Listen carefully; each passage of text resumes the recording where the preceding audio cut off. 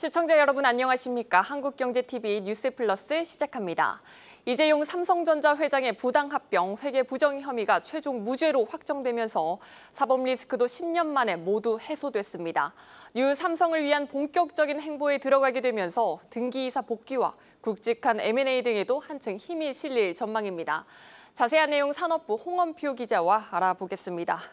홍 기자, 이 회장의 발목을 잡았던 사법 리스크, 족쇄 완전히 풀린 거라고 볼 수 있습니까? 네, 그렇습니다. 이 회장이 약 10년간 따라다녔던 사법 리스크를 모두 해소했습니다. 오늘 대법원은 부당합병과 회계 부정 혐의로 재판에 넘겨진 이 회장에게 검찰 측 상고를 기각하고 1심과 2심과 마찬가지로 이 무죄 판단을 유지했습니다. 이 회장은 지난 2015년 경영권 승계와 또 그룹 지배력 강화를 목적으로 사내 미래전략실 주도 아래 삼성물산 제일모직 합병에 부당하게 관여한 혐의를 받아왔습니다. 검찰은 이 회장이 자본시장법을 위반했다고 보고 2020년 9월 재판에 넘겼습니다. 하지만 1심과 2심은 이 회장을 비롯해서 최지성 전 삼성그룹 미전실 실장 등 14명에게 무죄를 선고한 바 있는데 오늘 대법원도 1심과 2심의 판단을 유지했습니다. 이 회장 변호인단은 이번 판결에 대해서 삼성물산 합병과 삼성바이오로직스 회계 처리가 적법하다는 것이 분명히 확인됐다면서 현명하게 판단해준 법원에 감사드린다는 입장을 밝혔습니다. 하지만 이재용 회장이나 삼성그룹 차원의 입장은 따로 나오지 않았습니다. 네, 이재용 회장 이제 적극적인 경영 활동이 기대되고 있습니다. 홍 기자, 그렇다면 삼성전자 이사회에 복귀해야 한다는 의견도 많은 것으로 알고 있는데요. 등기이사 복귀 가능성도 있습니까? 네, 삼성그룹 내부나 산업계 전반에서는 삼성그룹의 이재용 회장이 좀 등기이사에 복귀해야 한다 이런 이야기가 많이 나오고 있습니다. 이 회장은 사법 리스크가 본격화된 지난 2019년 등기이사직을 내려놓은 이후에 현재 4대 그룹 총수 중에 유일하게 이사회에 빠져 있습니다. 올해 초 2심 무죄가 선고가 되고 나서 3월 열린 삼성 정기주총에서 등기이사 복귀가 좀 예상이 됐지만 안건이 올라가지 않았습니다. 아마도 대법원 최종 판단까지는 좀 조심스러운 행보를 이어간 것으로 보입니다. 삼성준법감시위원회 위원장을 맡고 있는 이찬희 위원장은 지난 2월 이재용 회장의 등기이사 복귀가 필요하다고 말하기도 했습니다. 속도감 있는 경영을 위해서는 등기이사에 복귀해서 이사회에 참석하는 것이 중요하다는 조언이었습니다. 일단 이런 상황에서 다음 주 수요일인 23일 이 준감이 정기회의가 열립니다. 이 자리에서 아마 또 이찬희 위원장이 다시 한번 이재용 회장의 복귀를 촉구할 것으로 보입니다. 일단 삼성전자의 정기주총은 내년 3월이지만 임시주총을 열어서 이른 이사회 복귀도 가능합니다. 또 주요 경제단체에서도 잇따라 환영의 메시지를 내면서 이재용 회장의 강력한 리더십을 기대하고 있는데요. 일단 한국경영자총협회는 이재용 회장의 강력한 리더십을 중심으로 적극적인 투자 또 기술 혁신을 통해서 새로운 성장 동력을 발굴하고 또 우리 경제 재도약을 이끌어달라 이렇게 이야기를 했고 또 한국경제인협회는 글로벌 통상 갈등 같은 이런 불확실성이 고조되고 있는 상황에서 기업의 신속한 의사결정은 우리 경제의 어려움을 극복할 수 있다 이렇게 또 밝히기도 했습니다. 네, 당장 반도체 사업이 관건입니다. 이 회장이 특단의 조치를 내릴 것이란 예상도 나오고 있는데 특별 메시지나 깜짝 M&A도 기대해 볼 수 있을까요? 네, 일단 사법 리스크가 사라진 이 회장은 좀 새로운 메시지를 낼 것으로 보입니다. 일단 지난 3월 임원 세미나에서 이재용 회장이 직접 삼성은 지금 죽느냐 사느냐 이런 생존의 문제에 직면해 있다. 당장의 이익을 희생하더라도 미래를 위해 투자해야 한다 이렇게 강조를 하기도 했는데 삼성은 지난해 말 로봇 기업인 레인보우 로보틱스를 인수를 했고 또 올해는 마시모 오디오 사업부와 또 공조회사 플렉트, 헬스케어 회사 젤스 등을 잇따라 인수를 했습니다. 일단 이재용 회장이 미래 먹거리로 꼽고 있는 바이오나 AI 또 5G 같은 이런 새로운 성장 산업의 사업을 확장하고 있는 겁니다. 삼성은 지난달 하반기 경영 전략 회의를 갖기도 했는데 이 회장이 이제 새롭게 복귀를 해서 하반기 경영 방향에 대해서 좀 메시지를 내놓을 것으로 보입니다. 당장 삼성은 지금 반도체 사업부의 실적이 굉장히 부진한데 HBM이나 파운드리 같은 이 부분에 좀 체질 개선을 위한 특단의 조치가 나올 수도 있습니다. 특히 반도체 분야에서 조직 개편이나 어마어마한 인수 합병도 좀 조심스럽게 점쳐지고 있는 상황이고 이재용 회장은 좀 글로벌 행보도 다시 좀 활발하게 할 것으로 예상이 됩니다. 지난주 이 회장은 이 글로벌 빅테크 CEO들의 모임인 썬밸리 컨퍼런스에 무려 10년 만에 참석을 했습니다. 그동안은 지금 사법 리스크 때문에 이 컨퍼런스 참석을 좀 꺼려왔는데 올해부터 참석을 하기로 결정을 했습니다. 일단 이 컨퍼런스는 빅테크 CEO들 간에 굉장히 굵직한 의사결정이 이루어지는 만큼 삼성의 천문학적인 투자 소식도 좀 기대해 볼 만하고요. 또 이 회장은 이달 말 예정인 구글 캠프에도 초청받은 것으로 알려졌습니다. 이 구글 캠프는 이탈리아에서 열리는 글로벌 CEO 사교 모임인데 지난해에도 참석을 한 바 있습니다. 일단 시간과 장소 외에는 철저히 내용은 좀 비공개로 이루어지고 있는데 당분간 이재용 회장은 국내외로 오가면서 경영을 진두지휘할 것으로 보입니다. 네, 여기까지 듣겠습니다. 산업부 홍원표 기자였습니다.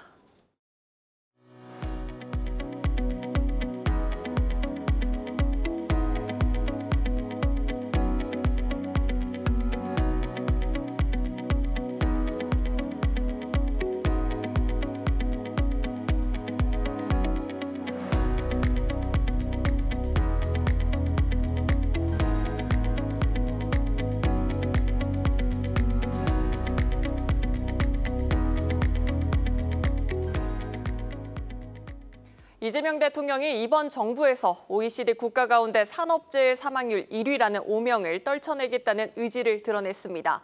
포스코 광양제철소에서 발생한 인명피해 사고에 대해서는 엄정 대응을 지시했습니다. 자세한 내용 대통령실 취재기자 연결합니다. 유호성 기자, 이 대통령이 산업재해가 반복되는 것에 대해 강한 유감을 표했다고요? 네, 이재명 대통령은 오늘 수석 보좌관 회의에서 산업재해로 인한 사망사고 사례를 언급하며 돈보다 생명이 훨씬 중요하다고 밝혔습니다. 그러면서 안전을 비용으로 생각하는 경우가 상당히 많이 있다며 안전관리에 대한 기본적인 원칙을 지키는 것이 중요하다고도 했습니다. 특히 포스코 광양제철소에서 발생한 인명피해 사고에 대해서는 엄정 대응을 지시했습니다. 이 대통령 발언 직접 들어보시죠. 사고 원인을 신속하게 또 철저히 조사해서 안전조치 등 미비점이 없는지에 대해서 신속하게 확인하고 그 잘못에 대해서는 엄중하게 책임을 물어야 될 것입니다. 이 대통령은 또 OECD 국가 중 산업재해 사망률 1위라는 불명예를 반드시 끊겠다는 강한 의지를 드러냈습니다. 이를 위해 산업안전 실무를 담당할 근로감독관 300명을 신속히 충원할 것을 지시했습니다. 예방적 차원에서 불시 현장 점검을 상시화하고 공무원에 대한 특별 사법경찰관 자격을 신속히 부여하는 방안도 검토할 것을 당부했습니다. 네, 미국에 보낼 특사단 명단도 나왔습니다. 박용만 전 두산그룹 회장이 내정됐죠? 네, 이재명 대통령은 미국 특사로 박용만 전 두산그룹 회장과 더불어민주당 한준호 의원, 김우영 의원 등 3명을 발표했습니다. 상호관세 발표 시점이 2주 앞으로 다가온 가운데 박 전 회장이 특사단장을 맡아 미국 경제계와 교류 등을 통해 통상협상에 힘을 보탤 것이란 관측입니다. 박 전 회장은 이재명 대통령과 20대 대선 당시 만문 명답이라는 대담을 진행하며 경제 비전에 대한 심도 깊은 대화를 나눈 바 있습니다. 이재명 정부가 미국 특사단의 기업인 카드를 꺼낸 것은 한미 통상협상과 경제 현안 대응에 실질적 역할을 담당할 메시지를 보내겠다는 의지로 풀이됩니다. 박 전 회장은 현역 시절 미국 경영계와 교류해왔고 또 거시경제 학석학들과도 친분이 있어 미국 정부와 민간의 우리 측 입장을 전달할 수 있을 것으로 기대됩니다. 우상호 정무수석 발언 들어보시죠. 박용만 단장은 재계를 대표하는 그러한 경제인이셨고 또한 경제단체의 대표를 맡으신 그런 이력이 있기 때문에 미국에서 보더라도 경제인과의 만남이 훨씬 더 자연스럽고 또 부드럽게 진행될 수 있다 이런 판단에서 본인이 흔쾌히 응낙하셨습니다. 미국 특사로 유력하게 거론됐던 김종인 전 비대위원장은 최종 명단에서 빠졌습니다. 이 대통령은 이날 김 전 비대위원장과 오찬을 가졌습니다. 지금까지 용산 대통령실에서 한국경제TV 유호성입니다.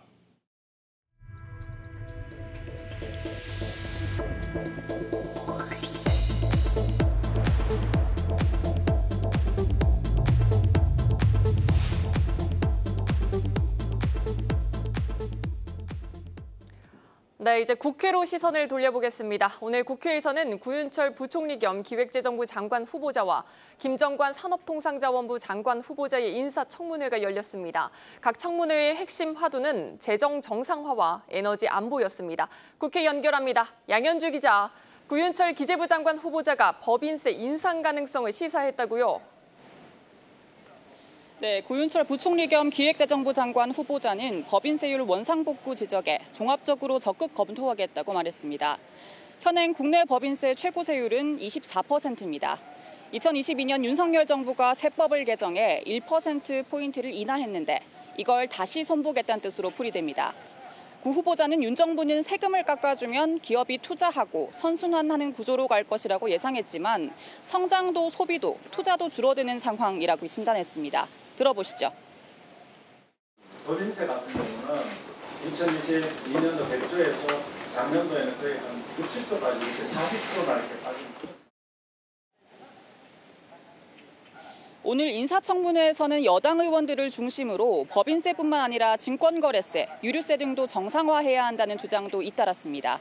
이에 구 후보자는 진짜 대한민국으로 대전환할 수 있는 부분에 필요한 재원은 어디선가 충당해야 한다며 감세 정책의 효과 등을 종합적으로 검토하겠다고 강조했습니다. 지난 정부의 감세 기조에서 벗어나 대대적인 세제 개편이 이루어질 수 있다는 신호로 해석됩니다. 네, 김정관 산업부 장관 후보자 청문회에선 원전 등 에너지 정책의 질의가 집중됐죠. 네, 대표적인 원전 기업 두산 에너빌리티 사장 출신인 김 후보자는 안정적인 에너지 정책 수립을 위해 재생에너지 확대뿐만 아니라 원전 역시 병행돼야 한다는 입장을 밝혔습니다. 폭증하는 전력 수요에 대응하기 위한 재생에너지 기반 에너지 고속도로 필요성도 재차 강조했습니다. 전력시장 효율성과 지역 간 전력 불균형을 해소해야 한다는 겁니다. 기후에너지부 신설과 관련한 질문에 대해선 산업과 에너지가 유기적으로 연결될 수 있는 체제가 필요하다고 언급했습니다. 아울러 산업 현장에 AI가 폭넓게 적용될 수 있도록 지원하는 한편 석화, 철광 등 공급 과잉 산업은 신속한 사업 재편을 통해 제도약 계기를 마련해야 한다고 강조했습니다. 지금까지 국회에서 한국경제TV 양현주입니다. 스테이블 코인을 제도권에 편입하는 미국 하원의 지니어스 액트 표결이 임박했습니다. 달러 기반 가상자산의 법제화로 디지털 금융의 새 시대가 예고되고 있습니다. 증권부 정재훈 기자와 자세한 이야기 나눠보겠습니다. 정 기자, 미국에서 스테이블 코인 법안은 초당적인 지지를 받고 있는데 통과 소식은 아직입니다. 그렇습니다. 이유가 뭡니까? 그렇습니다. 이제 절차 표결은 다시 통과가 됐는데 아직 본회의 안건까지는 올라가지는 못한 상태입니다. 이제 가상자산 3대 법안이 미국 하원에서 이제 본회의 표결에 이르지 못하고 있는 상태라고 볼 수 있는데요. 이 3대 법안은 스테이블 코인을 제도권에 편입하는 지니어스 액트, 그리고 당국의 규제 관할권을 규정하는 클래리티 법안, 그리고 중앙은행의 디지털 화폐 발행을 금지하는 CBDC 금지 법안, 이렇게 세 가지로 요약이 됩니다. 공화당 내 강경파들이 이 클래리티 법안과 CBDC 금지 법안을 묶어서 패키지로 처리하자고 요구하고 있습니다. 또 지니어스 액트 또는 다른 법안에 CBDC 금지 조항을 포함시켜야 된다고 주장을 하면서 공화당 내 지도부와 이견을 보이고 있는 것으로 나타나고 있습니다. 이미 지난달 상원을 통과한 지니어스 액트는 이번에 하원 통과 이후에 트럼프 대통령의 서명만 받으면 입법 절차가 마무리가 됩니다. 반면에 나머지 두 법안은 하원을 통과하더라도 상원 문턱을 다시 넘어야 합니다. 그런데 법안이 수정되면 민주당의 적극적인 반대에 직면할 수도 있기 때문에 이런 우려들이 지금 나오고 있는 상황입니다. 네, CBDC를 더 강력하게 규제하자는 게 쟁점인데요. 왜 이렇게 중앙은행의 개입을 막고자 하는 겁니까? 그렇습니다. 이제 강경파들이 CBDC 발행 자체를 원천 봉쇄해야 된다면서 더 강력한 규제를 요구하고 있는 건데요. 이 가상자산 정책에서 공화당과 민주당의 근본적인 차이가 이 CBDC를 대하는 태도에서 나옵니다. 이 전임 민주당 바이든 행정부에서는 애초에 가상자산 신사업을 친화적으로 바라보지는 않았었습니다. 디지털 금융 혁신 추세를 쫓아야 한다면 대신에 민간 기업들이 발행하는 스테이블 코인보다는 중앙은행의 디지털 화폐, 즉 CBDC가 더 안정적이라고 봤습니다. 반면에 트럼프 행정부는 CBDC를 정부의 감시 도구, 개인의 자유를 위협하는 수단, 기업을 자유를 위협하는 수단으로 바라봤습니다. 무엇보다 이 CBDC가 미국의 최대 수출품인 달러의 지위도 격화시킬 것이라고까지 봤습니다. 미 연준이 디지털 화폐를 발행하는 게 오히려 달러 패권을 약화시킨다는 주장입니까? 그렇습니다. 이제 근본적으로 들어가면 중국이 또 나올 수밖에 없는 구조인데요. 전 세계에서 이 CBDC 연구에 가장 앞서 있는 나라가 중국입니다. 중국은 2014년도부터 CBDC 연구에 집중을 해서 2020년에 시범 지역에 이 디지털 위안화 실험을 시작을 했습니다. 현재 중국 본토뿐만 아니라 홍콩까지 그 범위를 확대한 상태인데 지난해 기준으로 디지털 위안화 개인 지갑만 1억 8천만 개가 개설이 됐고 그 규모도 1조 달러를 돌파했습니다. 현재 이 달러 위주로 구성된 스테이블 코인의 전 세계 시가총액 규모가 2,600억 달러라는 점에서 상당히 큰 규모라고 볼 수 있는데요. 미국이 CBDC 대열에 합류하게 되면 전 세계 중앙은행들의 디지털 법정 화폐 표준 경쟁이 또 펼쳐집니다. 당연히 각국 중앙은행들은 자국에게 유리한 표준을 제시를 할 게 자명한데 이런 논의 자체가 나오는 게 미국의 전 세계 금융 통제력을 약화시킨다는 논리입니다.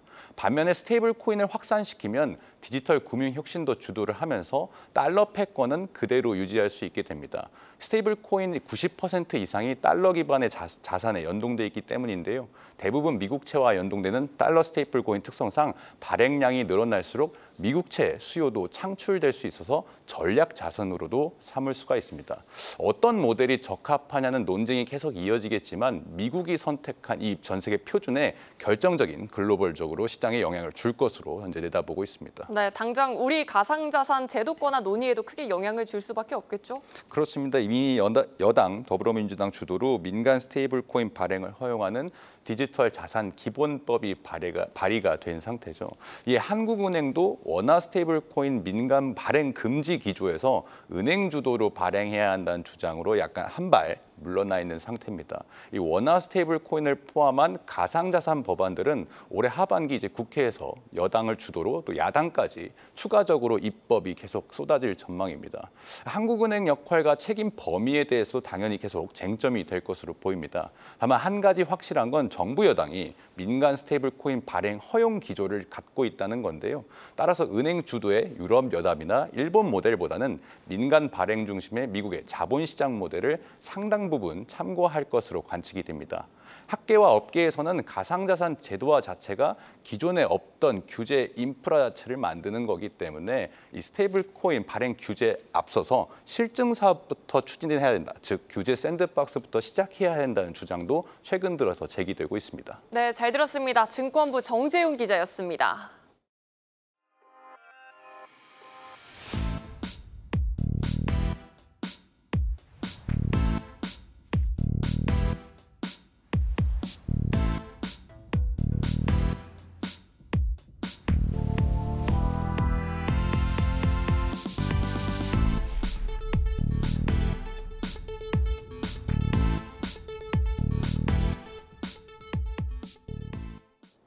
(6.27) 부동산 대책이 나온 지 3주가 지난 가운데 서울 아파트값 상승폭이 뚜렷하게 감소하고 있습니다. 이번 주 서울 아파트 가격 지난주보다 0.19% 상승했습니다. 24주 연속으로 올랐지만 6.27 대책이 나오기 직전 주와 비교하면 상승률은 절반 이하로 떨어졌습니다. 강남 3구의 상승률 모두 0.5% 아래로 내려간 가운데 마포와 용산, 성동, 이른바 한강벨트 지역도 열기가 빠르게 식고 있습니다. 경기도 과천과 성남 분당도 상승폭이 눈에 띄게 줄었습니다. 초강력 대출 규제 효과가 집을 사려는 수요를 잠재우면서 서울 부동산 시장이 빠르게 안정세를 되찾고 있습니다. 집값 상승세는 잡혔지만 일주일마다 발표되는 집값 중개 방식의 통계에 오히려 피로감은 커지고 있습니다. 더 큰 문제는 주간 통계가 현실을 정확하게 반영하지 못한다는 겁니다. 이창무 한양대학교 교수팀이 주간 통계의 정확도를 살피기 위해 실제 거래 사례를 전부 집계해서 발표하는 부동산원 실거래 가격 지수와 비교했습니다. 부동산원 주간 통계는 직전주 화요일부터 9주 월요일에 동향을 조사해서 목요일 공표하는 반면 실거래 가격 지수는 부동산 거래 신고를 마친 뒤 이를 전부 집계해서 약 2달 뒤에 발표합니다.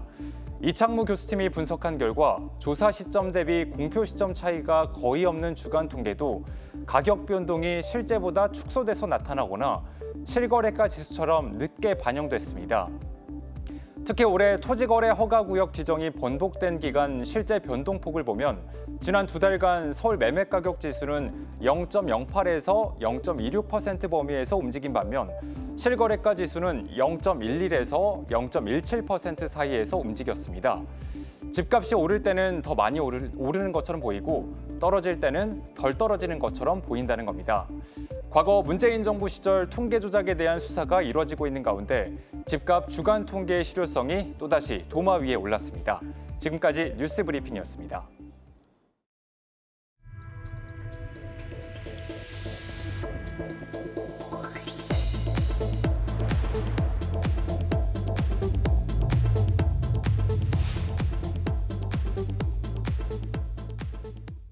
IPO 톡톡 시간입니다. 한때 부실 경영으로 워크아웃을 겪었던 대한조선이 조선업황 호조에 힘입어 IPO로 재도약을 노리고 있습니다.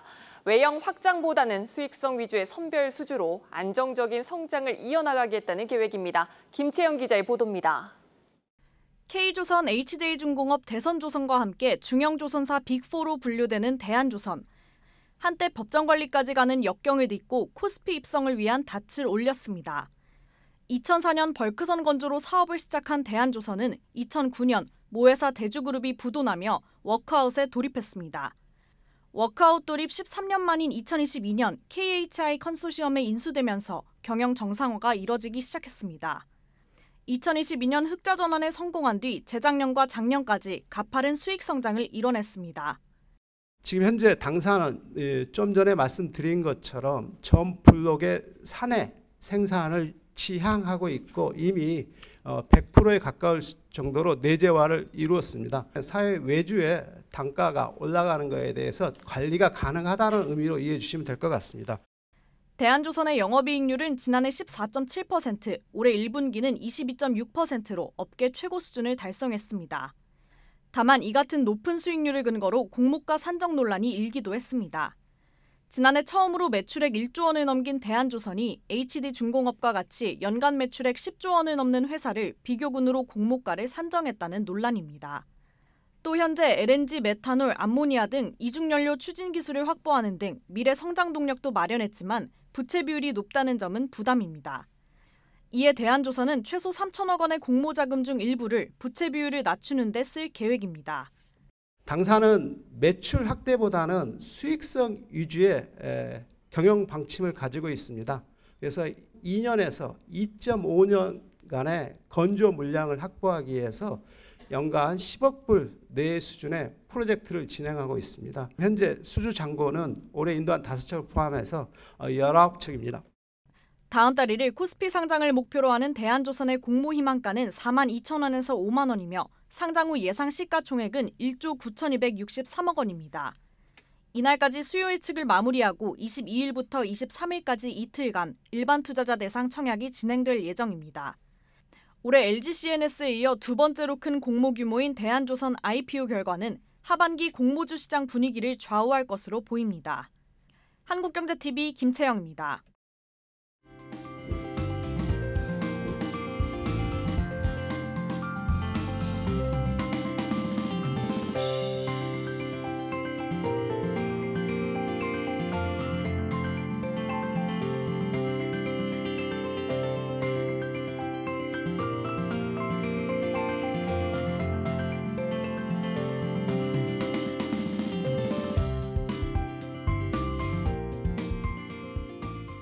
오늘 뉴스를 마칩니다. 시청해주신 여러분 고맙습니다.